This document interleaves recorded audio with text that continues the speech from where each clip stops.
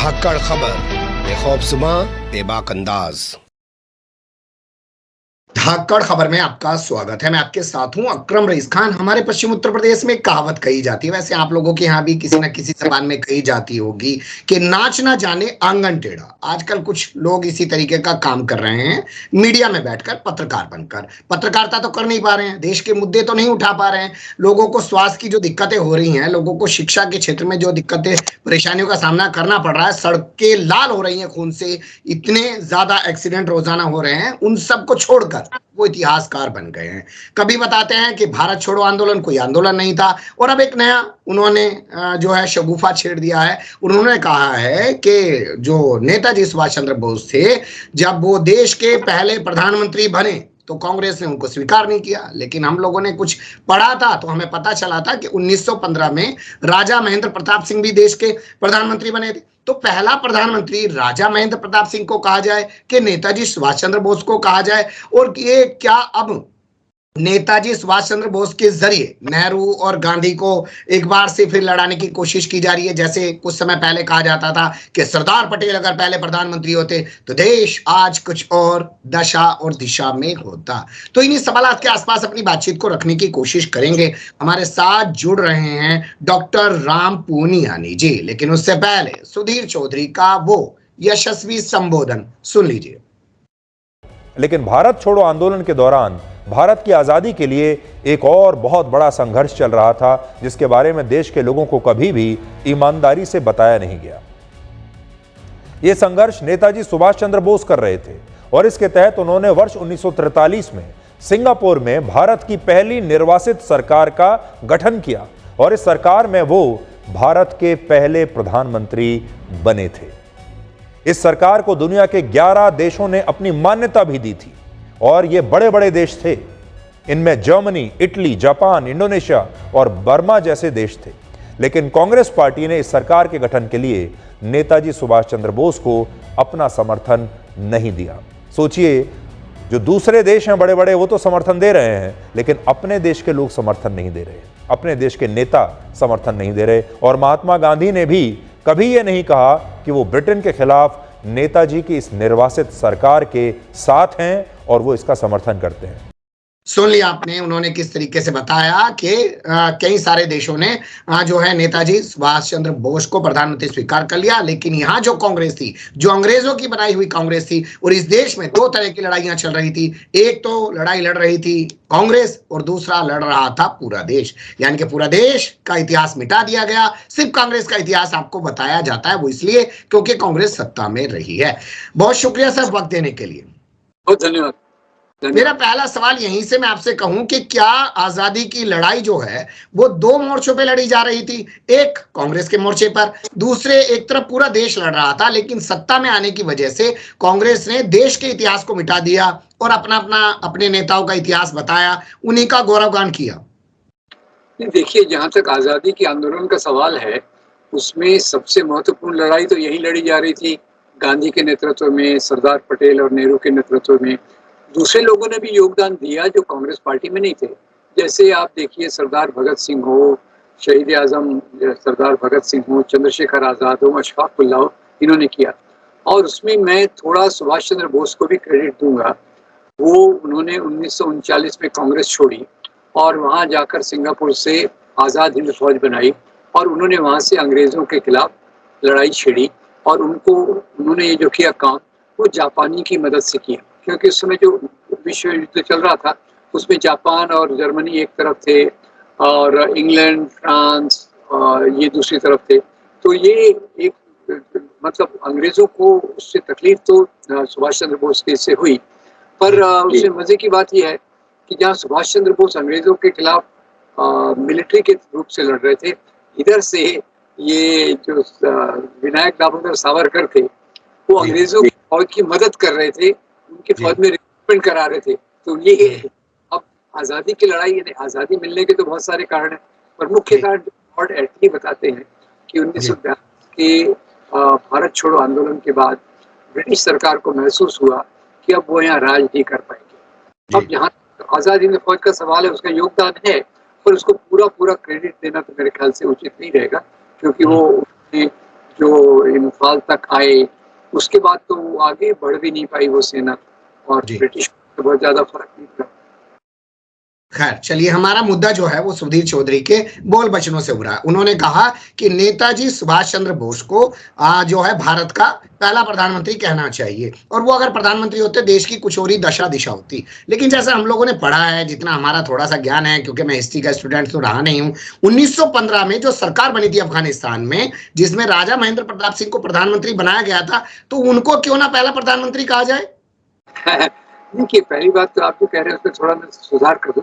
राजा महेंद्र प्रताप सिंह ने काबुल में सरकार बनाई थी, वो उसके राष्ट्रपति थे, और बरकतुल्ला उसके प्राइम मिनिस्टर थे, उबैदुल्ला उनके गृह मंत्री थे। ये गवर्नमेंट इन एक्साइल थी। और जो सुभाष चंद्र बोस ने आजाद हिंद बनाया, आजाद हिंद बनाया उन्होंने, उसमें वो खुद इसके मुखिया थे 1943 में। तो Raja Mahendra Pratap Singh government in exile 1913 और 1915, और Subhash Chandra Bose government in exile 1943। तो इन गवर्नमेंट ऑफ एक्साइल को गवर्नमेंट ऑफ इंडिया कहना एक ख्याल से गलत है। ये बात सही है कि जो थे और जो भी जापान के समर्थक थे, जर्मनी के समर्थक थे, उन्होंने सुभाष चंद्र बोस के गवर्नमेंट को रिकॉग्निशन दिया। पर भारत के लोग जानते थे कि वो सरकार तो केवल एक्साइल की सरकार है, केवल कागजी सरकार है। वास्तव में तो वो यहाँ न सत्ता कर सकती है, न अंग्रेजों को यहाँ से भगा सकती है। तो इसलिए उनको पहला प्रधानमंत्री कहना ये तो गलत है। और जैसे आपने कहा, फिर इसी प्रकार से कहना तो गवर्नमेंट इन एक्साइल तो राजा महेंद्र प्रताप सिंह की पहले बनी थी। तो ये गवर्नमेंट इन एक्साइल को पहली सरकार कहना पूरी तौर से गलत है। ये मेरा मुख्य मुद्दा है। गवर्नमेंट इन एक्साइल आप बनाते हैं तो एक प्रतीकात्मक होता है, सिंबॉलिक होता है कि हम इस सरकार के खिलाफ लड़ रहे हैं। राजा महेंद्र प्रताप सिंह ने भी उतनी बहादुरी से काम किया, उन्होंने बाकी जीवन में भी जाके बहुत कुछ किया। सुभाष चंद्र बोस ने भी बहादुरी से काम किया। पर गवर्नमेंट इन एक्साइल ये गवर्नमेंट नहीं होती है। पर ये उसका मुद्दा यही है जो आप इनका पत्रकार का नाम दे रहे हैं, वो बार बार ये कोशिश कर रहे हैं कि नेहरू गांधी पटेल इनके प्रयत्नों को डाउन प्ले किया जाए, कम तर करके बताया जाए, और उसमें कोई सुभाष चंद्र बोस को भी वो कोई मानने वाले नहीं है। ये जो आपके पत्रकार महोदय हैं, उनको अगर कभी आप मिले तो बता दीजिएगा कि सुभाष चंद्र बोस वो सोशलिस्ट थे, फॉरवर्ड ब्लॉक उन्होंने, वो तो पूरे रेडिकल सोशलिस्ट थे। उन्होंने फॉरवर्ड ब्लॉक बनाई, जो फॉरवर्ड पार्टी बाद में वेस्ट बंगाल के कोएलिशन मिनिस्ट्री में सीपीएम के साथ राज भी किया, और उनका तो समाजवाद में पूरा गहरा विश्वास था। कांग्रेस के अंदर जो कांग्रेस सोशलिस्ट पार्टी थी, जब नेताजी थे तो वो उसके सदस्य थे। तो ये भी उनको बता दीजिएगा, जहाँ तक आपकी विचारधारा का सवाल है और सुभाष चंद्र बोस की विचारधारा का सवाल है, तो पूरा एक दूसरे से उल्टा है। क्योंकि ये पत्रकार बहुत निश्चित रूप से आज कह रहे होंगे प्राइवेट सेक्टर कंपनी और ये सब होना चाहिए। सुभाष चंद्र बोस तो पब्लिक सेक्टर के लिए थे, तो पूरा चाहते थे कि हमारी जो इकोनॉमिक प्रोग्रेस हो वो सोशलिस्ट मॉडल पे हो। पहले प्रधानमंत्री बनते तो उनकी नीतियां तो वही होती जो नेहरू की थी। नेहरू वक्त में मतभेद इस बात पे नहीं था, आर्थिक मामलों पे नहीं था। यहाँ एक मजेदार बात मैं आपको बताता हूँ कि जब सुभाष चंद्र बोस कांग्रेस के प्रेसिडेंट बने 1937-38 में, उन्होंने एक इकोनॉमिक प्लानिंग कमीशन बनाई, इकोनॉमिक प्लानिंग कमेटी, और उस समय नेहरू अमेरिका में थे। उन्होंने नेहरू को पत्र लिखा कि मैं कांग्रेस का प्रेसिडेंट तो चुन लिया, उनका आपको पता है, पर मैं चाहता हूं कि हम अपनी आर्थिक नीतियों की रूपरेखा अभी से बनाएं, और वो काम मैं आपको सौंप रहा हूं। आपको यहाँ आकर प्लानिंग कमेटी का अध्यक्ष बनना है, और यही प्लानिंग के बाद में जाकर प्लानिंग कमीशन के रूप में बनी। तो कचरा ज्ञान जिनके पास हो वो तो ऐसी बात करेंगे। नेहरू और सुभाष चंद्र बोस की आर्थिक नीतियों में कोई फर्क नहीं था। फर्क एक ही था, नेहरू चाहते थे कि आजादी का आंदोलन यहाँ के लोगों के संघर्ष से हो और यहाँ अंग्रेजों पर यहाँ से दबाव डाला जाए, जबकि सुभाष चंद्र बोस एक शॉर्टकट चाहते थे कि दुश्मन का दुश्मन हमारा दोस्त होता है, जर्मनी और जापान इनके इंग्लैंड के दुश्मन है, हम उनके साथ मिल जाए। इसके अलावा उनकी नीतियों में कोई मतभेद नहीं था। ठीक है, आपने बहुत अच्छे से विस्तार से बताया और कहा कि लोगों का कचरा ज्ञान है, ये बात तो सही है ही है। लेकिन यहाँ मैं जब इनके ज्ञान की बात हो रही है तो एक सवाल आपसे ये भी जानना चाहता हूँ कि वो तो म्यांमार गए हैं और बहादुर शाह जफर के मजार पे जाके उन्होंने कहा है कि हम आपको यहाँ से लेके जाएंगे। सही, बिल्कुल। देखिए, ये सुभाष चंद्र बोस वास्तव में राष्ट्रवादी थे और 1857 के आंदोलन से लेकर तो पूरा आखिर 1939 तक, जब तक वो कांग्रेस में रहे, वो इन्हीं मूल्यों से प्रतिबद्ध रहे। और देखिए, खास तौर से जहाँ सुधीर चौधरी जैसे लोग एक प्रकार के राष्ट्रवाद का समर्थन करते हैं, सुभाष चंद्र बोस के जो सभी टाइटल थे वो उर्दू में थे, हिंदुस्तानी। और उनकी जब वो पनडुब्बी में गए थे जर्मनी की मदद से, पनडुब्बी सबमरीन में वो गए थे, उन्होंने एक ही साथी को साथ में रखा था जो एक मुसलमान था। तो के जीवन में शाहनवाज हुसैन का जो रोल है, का जो रोल है और बाकी का रोल है, वो तो एक इतने महान धर्मनिरपेक्ष थे कि वो तो वामपंथी थे, जो इस प्रकार के राष्ट्रवाद से पूरी तौर से कभी इत्तेफाक नहीं रखते थे। और उन्होंने नाम भी मुख्य क्या रखा, आजाद हिंद फौज। और आजाद हिंद फौज का आपको पता है एम्ब्लेम क्या था? टीपू सुल्तान का स्प्रिंगिंग टाइगर।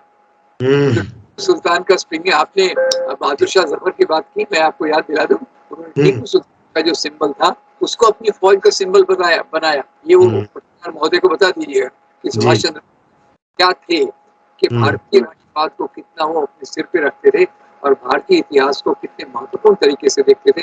कि बहादुर शाह जफर के लिए भी उनके पास आदर है, टीपू सुल्तान के उनके पास आदर है, और यहाँ की जो हमारी मिली जुली परंपरा है, जो हमारी भाषा है, उर्दू जबान है, उसके लिए उनका इतना आदर था जिसकी कोई सीमा नहीं।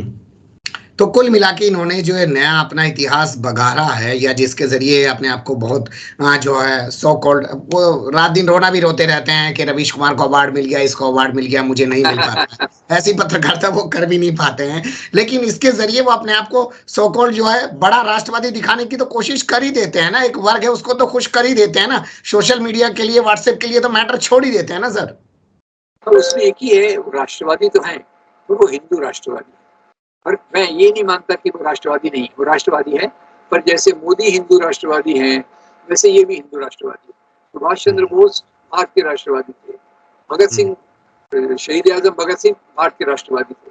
तो ये राष्ट्रवाद में फर्क है। जो हिंदू राष्ट्रवाद है, ये भारतीय राष्ट्रवाद के पूरे विरोधी मूल्यों पर खड़ा है, और वो आपके पत्रकार महोदय भी उसी लाइन पे है। तो वो लोग उनको निश्चित रूप से अवार्ड देंगे। कहीं अगर वो सत्ता में फिर से गलती से आ गए तो इनकी दोबारा होने वाली है, वो आप ख्याल रखिएगा। जी, हो सकता है प्रेस काउंसिल ऑफ इंडिया के अध्यक्ष बना दीजिए, या जो टीवी चैनल्स का जो एसोसिएशन बना होता है जिसके अध्यक्ष आजकल रजत शर्मा बने बैठे हैं, उसके वो अध्यक्ष बना दीजिए, या और कहीं से कहीं उनको कोई अवार्ड दे दिया जाए। जैसे सरकार ने जेल से छूटने के बाद उनको Y+ सिक्योरिटी दे रखी है। पर आपने एक बात बहुत साफ कही कि वो भारतीय राष्ट्रवादी थे, ये लोग हिंदू राष्ट्रवादी हैं, और उसी के एजेंडे को आगे बढ़ाने के लिए कभी सरदार पटेल को पकड़ लेते हैं और कभी नेताजी सुभाष चंद्र बोस को पकड़ लेते हैं। आपने बहुत सारी जानकारियां दी, वक्त निकाला, बहुत शुक्रिया सर आपका। धन्यवाद।